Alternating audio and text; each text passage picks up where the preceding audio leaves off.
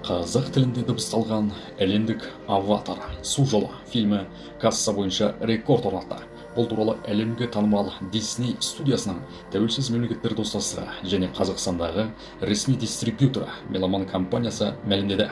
Фантастикалық туынды 69 миллион теңге касса жинаған. Қазақ тіліндегі сеанстарда 42 мыңнан астам көрермен тамашалаған. Фильм Ресейде прокатқа шыққан жоқ. Оның себебі Ресей соғысты бастаған кезде ірі киностудиялар көрші елдің нарығынан кеткен болған. Алдын ала мәліметтер бойынша фильмнің ТМД-дағы жалпы жиыны шамамен $2,5 миллион жеткен. Басым бөлігі 70%-нан астамы елімізге тиесілі. Меломан компаниясы өкілдерінің мәлімдемесіне сәйкес, фильмде тілді танымал етудің тиімді әдісі.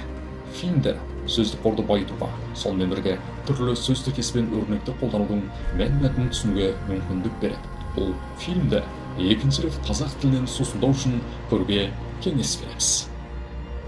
Бар білерім, қай жерге барсақ та отбасымыз.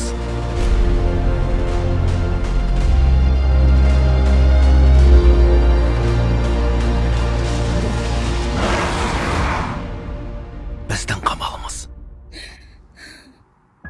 Аватар. Су жолы. Барлық кинотеатрларда.